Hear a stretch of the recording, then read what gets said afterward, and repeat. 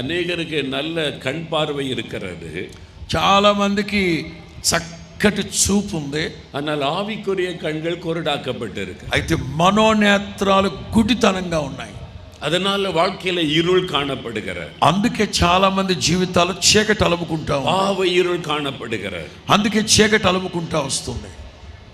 பாவம் ஒரு மனிதனுடைய வாழ்க்கை ஆட்கொள்ளும் போது அவருடைய ஆத்மா கண்கள் குருடாக்கப்படுகிறது. పాపము ఒక మనిషిని పట్టుకుందంటే మనోనేత్రాలు గుడ్డి అయిపోతాయి. அவன் என்ன செய்யறானே தெரியவில்லை. అతను ఏం చేస్తున్నాడు అతనికి అర్థం కాదు. எங்க கிராமத்துல ஒரு சகோதரர் இருந்தார். ఒక గ్రామంలో ఒక సహోదరు ఉండేవారు. அவர் நல்லா குடிச்சு தன் வாழ்நாள் முழுவதும் குடிக்க அடிமையாகிவிட்டார். ఒక ఆడ మనిషి తాగి తాగి తాగి తాగి తాగి ఆవిడ జీవితాన్ని నాశనం చేసుకుంది. కాలేలింద మాలే వరకు కుడితూ கொண்டே இருப்பார். వేకుజా మొదలుకొని మధ్యరాత్రి వరకు తాగుతానే ఉంటుంది. இரவு படுக்கைக்கு போகும்போது ஒரு சாராய பாட்டில் பக்கத்தில் இருக்க வேண்டும். మధ్యరాత్రి కూడా మెలకు వచ్చినప్పుడు మంచినీళ్ళకు బదులు మందే తాగుద్ది ఆవిడ. காலையில் எழுந்த உடனே பெட் காஃபி குடிக்கிற மாதிரி அந்த சாராயத்தை குடிப்பார். వేకుని లెగ్గానే బెడ్ కాఫీకి బదులు బెడ్ బీర్ తాగుద్ది ఆవిడ.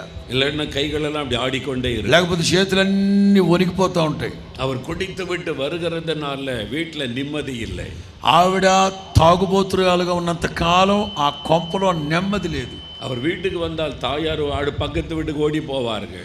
ఆవిడ ఇంటికి రాగానే పిల్లలందరూ చుట్టుపక్కల ఇంట్లోకి వెళ్ళిపోతారు. மனைவி வெளியே ஓடி போவார்கள். ఆ భార్య ఇంకో చోటకి వెళ్ళిపోతుంది. பிள்ளைகள் எல்லாம் பயந்து நடுங்கி கொண்டிருப்பார்கள். ఆ ఇంటి యజమాని రాగానే పిల్లలందరూ బడగడగడ ఉనికిపోతూ குடும்பமே வேதனையில் இருந்தது. ఆ తాగుబోతోడు వల్ల కుటుంబంలో నెమ్మది లేదు. அந்த ஒரு இருள் அந்த குடும்பத்தை சூழ்ந்து விட்டது. ఒక చీకటి ఆ ఇంటిని పట్టి పీడిస్తూ ఉండేది. அந்த மகனை சூழ்ந்திருந்த பாவ இருள் அந்த குடும்பத்தையே பாதித்து விட்டாரு. ఆ తాగుబోతనం వల్ల వ్యక్తినే కాదు కుటుంబస్తులందరినీ ఆ శాపం పట్టి పీడిస్తూ ఉండేది. அவருடைய மனைவி கண்ணீரோடு வந்து எங்களிடத்தில் சொன்னார்கள், என் கணவருக்கு ஜெபம் பண்ணுங்கள். అతని భార్య నా దగ్గరకు వచ్చి కన్నీళ్లతో వేడుకుంది, మా ఆయన తాగుబోతుగా ఉన్నాడు, ప్రార్థన చేయండి అని. நாங்கள் ஜெபிப்பதற்கு அவர் வீட்டுக்கு போனால் మేము ప్రార్థన చేయడానికి వాళ్ళ ఇంటికి వెళ్తే அவர் பின்வழியா ஓடி போய் விடுவார்.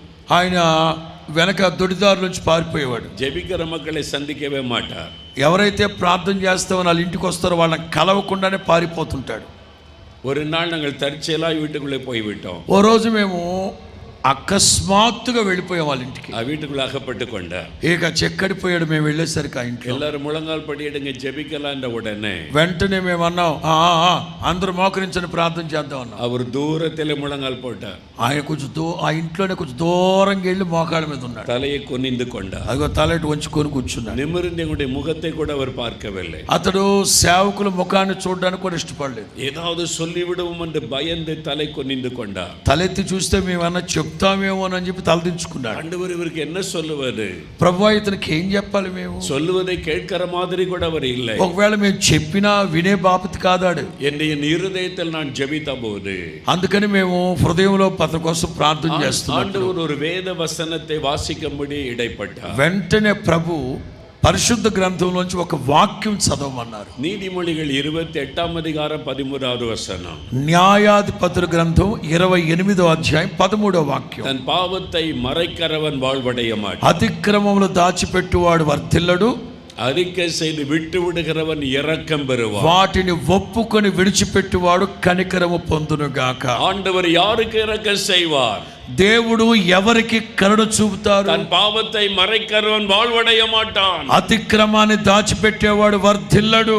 ஆனால் அறிக்கை செய்து விட்டு விடுகிறவனுக்கு தேவன் இரக்கம் செய்வார். ఎవరైతే ఒప్పుకొని విడిచిపెడతారో వారందరినీ కనికరించునుగాక. அந்த வசனத்தை வாசித்த உடனே ఆ వాక్యాన్ని చదివిన వెంటనే அவர் கண்ணீர் விட்டு அழ ஆரம்பித்தார். అదిగో ఆ తాగుబోతుడు కన్నీళ్లు విడిచి ప్రార్థన చేయడం ప్రారంభించాడు. ஆண்டவரே, நான் பாவியான மனிதன். యేసయ్యా, నేను పాపినయ్యా, நான் ஒரு குடிகாரன், నేను ఒక తాగుబోతుని ప్రభువా, என் மனைவியை வேதனைப்படுத்துகிறவன், నా భార్యని వేధించుకు చంపుతున్నానయ్యా, என் பிள்ளைகளை நான் பயப்படுத்தினவன், నా పిల్లల్ని భయపెడుతూ ఉన్నాను ప్రభువా, என்னால் மற்ற எல்லாரும் பாதிக்கப்பட்டிருக்கிறார்கள், నన్ను బట్టి వీళ్ళందరూ అందరూ బాధించబడుతున్నారు. இயேசுவே எனக்கு மன்னியும், యేసయ్యా నన్ను క్షమించండి, இயேசுவே எனக்கு இரங்கும், యేసయ్యా నన్ను కరుణించండి, இந்த பாவத்தில் இந்த விடுதலை தாரும். ఈ పాపములో నుంచి నాకు విడుదల కలుగు చేయండి. கண்ணீர் விட்டவர் அழுதார், కన్నీరు విడిచి ప్రార్థించాడు, மனம் திரும்பினார், హృదయాన్ని మనస్సు మార్చుకున్నాడు. அப்பொழுது ஆண்டவருடைய வல்லமை அவரை தொட்டது. అప్పుడు దేవుని యొక్క శక్తి ప్రభావం అతని మీదకి அவருடைய దిగింది. வாழ்க்கை தலைகளாய் மாறினது. అతని జీవితం తల్లకిందులుగా அந்த మారిపోయింది. ஒரே நாளில் அவருடைய மதுபான முற்றிலும் அவர்கிட்ட எடுக்கப்பட்டு ఆ போனது. ఒక్క రోజులైన త్రాగుబోతనం మానేసి బాటిల్స్ అన్ని బయటకు విసిరేసాడు. அதன் பிறகு அவர் சாராய் கடைக்கு போனதில்லை. ఆ తర్వాత అతను సారాయి అంగటికి వెళ్ళలేదు. அவருடைய வாழ்க்கையே முழுமையாய் மாறிவிட்டது. అతని జీవితం పూర్తిగా మారిపోయింది. அந்த குடும்பமே மகிழ்ச்சி அடைந்தது. ఆ కుటుంబం అంతా సంతోషంగా మార్చబడింది. பாவ இருள் அவருடைய வாழ்க்கை விட்டு விலகினது. పాపం అనే చీకటి అతని ఇంటిని విడిచిపోయింది. ஏதோ ஒரு பாவம் இருளாக உன்னை சூழ்ந்திருக்கிறது.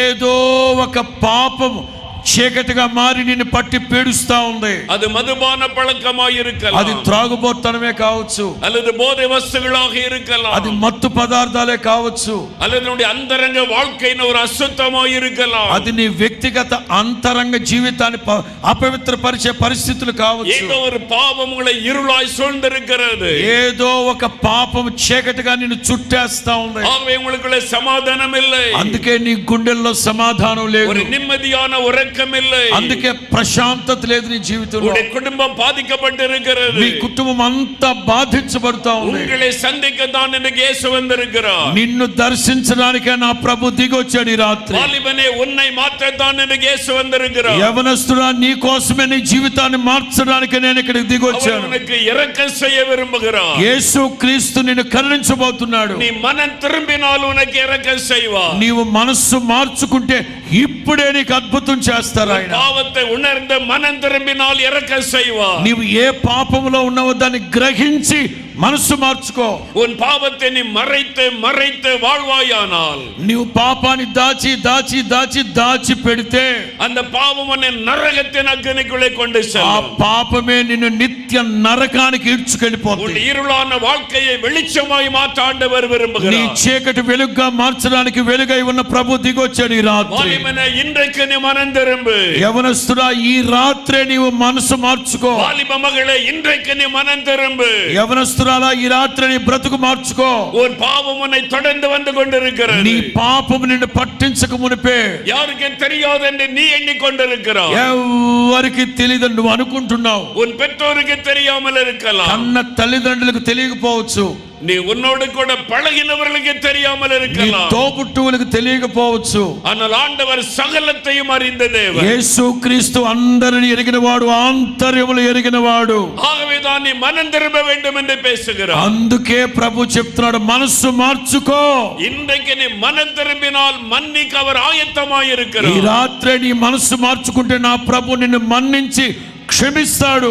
என்னால் இந்த பாவத்தை விட முடியவில்லை, ఈ పాపాన్ని నేను విడవలేకపోతున్నానయ్యా. இந்த பாவம் என்னை அடிமையாக்கி இருக்கிறது என்று ఈ எண்ணிக்கொண்டிருக்கலாம். పాపము నన్ను సంఖ్యలతో బంధించినట్టుందని బాధపడుతున్నావేమో. பாவத்திற்கு ஒரு வல்லமை உண்டு, పాపానికి ఒక శక్తి ఉంది. அது மனிதனை அடிமையாக்கி விடும். ఆ అధికారం, ఆ శక్తి నిన్ను అనుదినము పాపపు ఊబిలోకి తీసుకెళ్ళిపోతుంది. ஆகவேதான் இயேசு சொன்னார், பாவம் செய்கிறவன் பாவத்திற்கு அடிமையாய் అందుకే இருக்கிறான். యేసు ప్రభు చెప్పాడు, పాపం చేసే ప్రతివాడు పాపానికి దాసుడని. ஏதோ ஒரு பாவம் உன்னை அடிமையாக்கி வைத்திருக்கிறது. ఏదో ఒక పాపానికి మీరు బానిసలై ఉన్నారు. நீ வெளியிலே பக்தி உள்ளவனாய் இருக்கிறாய், పైకి భక్తిగా కనబడుతున్నావు, ஆலயத்திற்கு பக்தியோடு செல்லுகிறாய், ఆదివారం ఆదివారం మానకుండా ఆరాధనకి ஆனால் వెళుతున్నావు. ஒரு பக்கத்தில் இந்த பாவம் உன்னை அடிமையாக்கி வைத்திருக்கிறது. అయితే ఓ ప్రక్కన పాపం నిన్ను బానిసగా చేసేసింది. அந்த இருளின் வல்லமை இன்றைக்கு விலக வேண்டும். చీకటి సంబంధమైన అంధకార దుష్ట దురాత్మ చీకటి శక్తులు ఈ రాత్రి విడుదల కలుగునగాక. இயேசுவின் வெளிச்சம் உன்னை மாற்ற యేసు வந்திருக்கிறது. క్రీస్తు యొక్క వెలుగు నీ జీవితాన్ని మార్చునగాక. உலகத்தில் வந்த எந்த மனிதனையும் மாற்ற அந்த வெளிச்சத்திற்கு வல்லமை உண்டு. లోకములో ఉన్న ఎలాంటి మనిషినైనా మార్చడానికి నిజమైన వెలుగు, నిత్యమైన వెలుగు యేసు. எத்தனை வருட பாவமானாலும் அவர் விடுதலை கொடுக்க முடியும். ఎన్ని సంవత్సరాలుగా నీవు పాపపు ఊబిలో ఉన్నా సరే నా ప్రభు నిన్ను క్షమిస్తాడు. அவருடைய வெளிச்சம் உடைய வாழ்க்கையின் இருளை மாற்றும். ఆయన వెలుగు నీ జీవితంలో ఉన్న చీకటిని తొలగించి నిన్ను తేజోమయముగా నిలవబెట్టును గాక. பரிதிமை இவன் இருளான வாழ்க்கை ஆண்டவர் வெளிச்சமாய் மாற்றினார். నా దేవుని ప్రియులారా, అతని జీవితాన్ని చీకటి మార్చి వెలుగుగా మార్చాడు ఆయన. இரண்டாவது, இந்த பரிதிமை